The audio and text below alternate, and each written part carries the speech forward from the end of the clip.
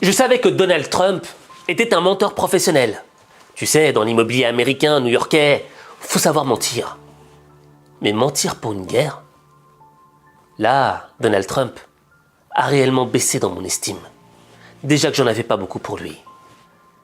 Mais là où ma déception a été d'une autre grandeur, c'est lorsque j'ai vu cette journaliste française dire cette chose sidérante devant des millions de téléspectateurs. Je vais vous dire, je suis d'accord avec vous, Jean-Louis Bourlange, la guerre, c'est très mal. C'est très très mal. Mais je suis étonnée qu'on soit étonné que le cynisme réponde au cynisme. Que dans le fond, on essaye de réagir à des menaces sur la sécurité, sur Israël, mais aussi sur l'Occident et sur nos valeurs, ou sur nos intérêts comme Français. On a encore 2 otages dans une ambassade à Téhéran. Je ne dis pas que cette guerre est complètement contrôlée, c'est évident. Mais je suis étonnée qu'on ait une forme, cette expression ne vient pas de moi, mais de joie maligne, de joie un peu, d'une forme de jubilation à voir que c'est compliqué. Et pourquoi est-ce qu'on ne se dirait pas que les Iraniens sont les nazis d'aujourd'hui? Et pourquoi est-ce qu'on ne se dirait pas que nous sommes aussi menacés par eux? Bien sûr, on n'a pas envie de faire la guerre, c'est sûr. Mais pourquoi est-ce qu'on ne se dirait pas qu'il y a effectivement dans le monde aujourd'hui du bien et du mal, des gentils et des méchants? Bien sûr que c'est plus compliqué, mais quand même, pourquoi est-ce qu'on se réjouirait de quelque chose qui ne marcherait pas alors qu'on est contre ce régime iranien? Quand j'ai entendu son discours, je me suis dit, mais attends, est-ce qu'on est à l'école maternelle? Ou est-ce que l'on est en train d'insulter notre intelligence, l'intelligence du téléspectateur? Comme si on était des décérébrés. Imaginez que les Iraniens seraient des nazis, et que ce sont les méchants, parce que dans ce monde, il y a les forces du mal et les forces du bien. Et nous sommes les forces du bien. Qui choisit qui sont les gentils et les méchants? En réalité, ce discours que tu vois et que on a vu durant des décennies, je parle de la guerre en Irak, je parle de la guerre au Vietnam, bon, je n'étais pas encore né, mais... Le chef de la diplomatie américaine brandit un flacon d'anthrax pour dénoncer l'existence d'armes biologiques, puis fournit une photo non identifiée d'un drone, avion sans pilote, qui pourrait transporter des armes chimiques et biologiques. Je regrette maintenant parce que ces informations étaient fausses. Je me sens affreusement mal. Je comprenais les conséquences de cet échec. Et comme j'ai pu le dire à plusieurs occasions, je regrette profondément que des informations, quelques informations, pas toutes, que certaines informations présentées comme multisourcées étaient fausses. Et c'est une tâche dans ma carrière. Et vous savez, je ne peux rien faire pour changer ça, cette erreur. Chaque fois qu'il y a une guerre qui est lancée, t'as le sentiment qu'il y a une simplification du discours. Ils sont méchants. C'est pour ça qu'on doit frapper. C'est pour ça qu'il y a une guerre préventive. Mais moi, ce qui me frappe, c'est lorsque ces gens qui inventent ce type de discours sont face à la vérité. Et c'est ce qui est arrivé à Tulsi Gabbard, une secrétaire d'État américaine qui devait justifier devant un conseil pourquoi on est parti attaquer l'Iran. Gabbard, was the threat imminent? C'est l'heure de vérité pour Tulsi Gabbard, la directrice du renseignement américain. Elle doit répondre aux questions de sénateurs sur les raisons de l'intervention militaire américaine en Iran. Également présent, le directeur de la CIA et celui du FBI. Was it the assessment of the intelligence community that there was a, quote, imminent nuclear threat posed by the Iranian regime, yes or no? Est-ce que les services de renseignement estimaient qu'il y avait une menace nucléaire imminente du régime iranien, oui ou non, demande-t-il. Senator, the only person who can determine what is and is not an imminent threat is the president. La seule personne qui peut déterminer si une menace est imminente ou pas, répond-elle, c'est le président des États-Unis. False. Faux, lui dit-il. This is precisely your responsibility to determine what constitutes a threat. C'est votre responsabilité et vous évitez la question. No, you're evading a question. Dans sa déclaration écrite, Tulsi Gabbard contredit Donald Trump et affirme que le programme d'enrichissement nucléaire iranien avait été anéanti après les frappes américaines en juin dernier, avec aucun effort pour le redévelopper. Des déclarations qui sèment encore plus la confusion. Le dénominateur commun entre cette vidéo avec Tulsi Gabbard et la vidéo avec la journaliste, c'est leur inconfort. tu sens que toutes les deux, elles sont pas vraiment à l'aise, tu vois. Elles nous projettent une certaine confiance en elles, mais elles n'arrivent pas à croire ce qu'elles disent. Et dans le fond, c'est pas grave. C'est pas grave de ne pas croire ce que tu dis dans ce cas-là. Parce que l'objectif, c'est de manipuler l'opinion publique pour légitimer la guerre.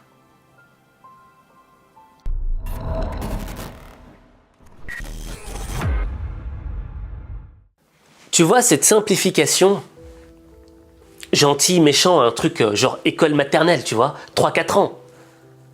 En réalité, elle est faite parce que le cerveau humain n'aime pas la complexité. Si on explique toute la complexité de cette guerre, tous les intérêts qu'il y a derrière, on sait très bien que le cerveau humain de la majorité de la population va lâcher. Mais si on dit méchant, gentil, tu vas choisir ton camp, celui du gentil. Et cet exemple-là, il est représentatif des films hollywoodiens. Quand on regarde un film hollywoodien, il y a toujours un gentil, le héros, et l'anti-héros, le méchant. Et quand tu regardes ce genre de film, t'as pas envie d'incarner le méchant. T'as envie d'incarner le héros, celui qui réussit, celui qui a la plus jolie fille. C'est humain, c'est normal. Mais là où ça devient perfide, c'est que, en temps de guerre, il y a deux types de guerre. Il y a la guerre sur le terrain, les missiles, les larmes, le sang, les pleurs, les sanglots, l'odeur de la chair humaine qui brûle. Mais tu as aussi la guerre de l'information. Et tu vois, celui qui maîtrise l'information oriente la guerre. C'est lui qui maîtrise le tempo de la guerre. Et dans le fond, dans la guerre, quoi que tu dises, elle n'est pas morale. Et au fait, on va à l'extrême de la frontière de l'immoralité. Et cette immoralité, elle est difficile à justifier. Sauf quand c'est toi le gentil. Et dans le fond, cette immoralité, cette guerre préventive, tout le mal que tu fais, tous les morts que tu fais, sont justifiés. Parce que c'est toi le gentil. Alors qu'en réalité, t'es pas gentil pour apporter la démocratie. T'as été gentil pour tes intérêts propres.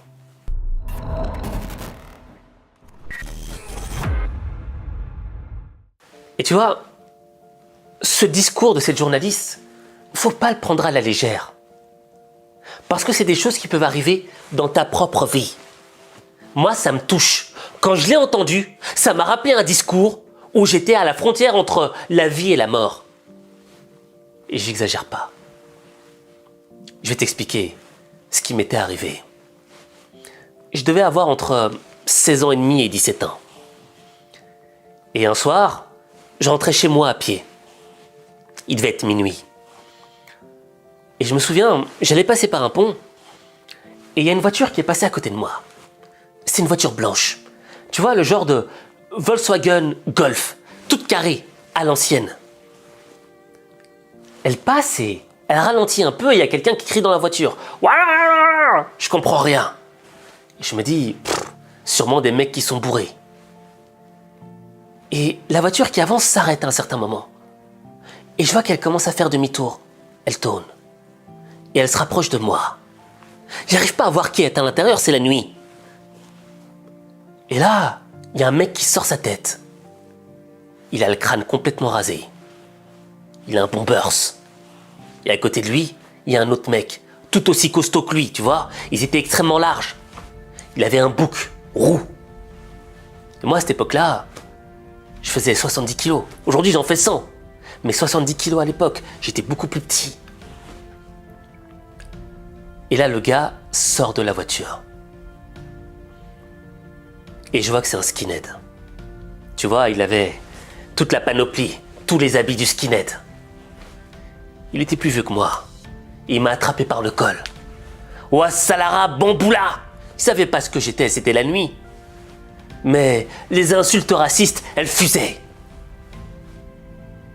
Et tu vois, j'étais là. Non, monsieur, j'ai rien fait. Pourquoi vous m'attaquez? Tu vois, J'essayais de faire le truc de manière polie, tu vois. J'étais stressé, j'avais peur. Je savais c'était quoi un skinhead. Et là, à un certain moment, je vois un pitbull à ma droite et un autre pitbull à ma gauche. Ils sont en train d'aboyer. Ils essayent de sauter sur moi. Et à un moment, le gars tient ses 2 chiens, tu vois. Et je sais pas comment, par la grâce de Dieu, j'ai tapé le sprint de ma vie. J'étais aussi rapide que Usain Bolt. J'ai fui. Et eux sont remontés dans leur voiture et ils m'ont poursuivi. Et pendant que je courais, tu vois, je me rappelais la musique du groupe de rap Sniper, Tribal Pursuit. C'était une musique où les gars expliquaient qu'ils se faisaient pourchasser par des skinheads, qui voulaient leur peau. Avec un peu de chance ils passeront et ne me verront même pas. Ils tracent tout droit, je suis même pas TK. Tout s'est roulé comme prévu jusqu'à ce que cette voiture démarre. Je sors de là-dessous avant qu'elle me roule dessus. Les nœuds qu'il y a dessous sont là et me tombent dessus. Me faire la peau, c'est tout ce dont ils avaient envie. Va y avoir un merde de nerfs. Va falloir se goumer pour rester en vie. Eh bien, j'incarnais le personnage de cette musique. Ils voulaient ma peau. Ils étaient derrière moi partout. Je me cachais partout. Et à un moment, je me suis dit, ok, faut que tu ailles dans l'autre sens, que tu cours plus vite. Ils étaient à mes trousses. Et j'ai pu me cacher dans un night shop, tu vois. Et ce night shop était tenu par un Turc. Tu vois, les Turcs, c'est des gars qui ont une fierté, tu vois, c'est des hommes, c'est des bonhommes, comme les Corses. Et tu vois, je me suis caché dans son night shop en pleurant, en me disant, écoute, on essaie de me tuer, ils veulent m'abattre. Il me dit, oh là, calme-toi, qu'est-ce qui se passe? Et le mec, je me souviens, hein, il avait une dégaine à la Bruce Lee. Il avait des cheveux blonds, lisses, cet accent turc. Il me dit, attends. Il sort de son night shop. Et là, les 2 skinheads s'arrêtent avec leur voiture. Et celui qui conduit avec le bouc sort de sa voiture. C'était un géant, on aurait dit un viking. Et pourtant, quand il parle au turc, il commence à faire la victime. Oh, non, moi je voulais juste me défendre contre lui, tu sais. Je me baladais avec mes 2 petits chiens, 2 pitbulls, énormes. Et au fait, il m'a attaqué, il m'a volé mes chaussures. Putain, c'est quoi ce récit incroyable? Je veux dire, je pesais 70 kilos, j'étais tout petit, tout mince, j'étais comme ça. Le mec était une montagne. Et moi, je leur ai volé ses baskets avec ses 2 pitbulls. Je veux dire, le récit n'avait aucun sens. Le récit était sidérant. Mais ce que ce skinhead avait fait était intelligent. Il contrôlait le narratif. Il simplifiait le récit. Il était le gentil, la victime. Et j'étais le méchant.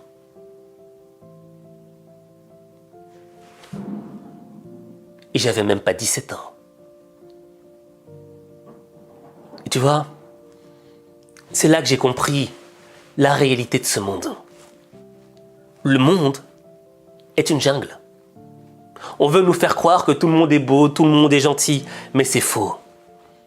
Ces mecs-là voulaient me buter, voulaient me faire la peau, voulaient peut-être me faire le sourire de l'ange. Parce qu'ils avaient une frustration, parce qu'ils aimaient pas les mecs comme moi, un petit peu colorés, un petit peu caramélisés. Et là, j'ai senti ma faiblesse. Et j'ai senti, au fait, une double faiblesse. La première, elle était d'ordre physique. Je veux dire, j'avais pas d'armes, j'avais pas un flingue sur moi, je pouvais pas me défendre. J'avais pas mon Desert Eagle. Et en même temps, j'avais pas le contrôle du récit. Parce que le mec maîtrisait le contrôle du récit. Le mec se faisait passer vraiment pour une victime. Limite, même moi, j'allais le croire. Il racontait cette histoire tellement bien. C'était moi le nazi dans l'histoire. Tu vois? C'est pour ça que, quand j'ai vu cette journaliste nous parler de gentil, de méchant, simplifier l'histoire, ça m'a exactement rappelé ces skinheads qui voulaient ma peau.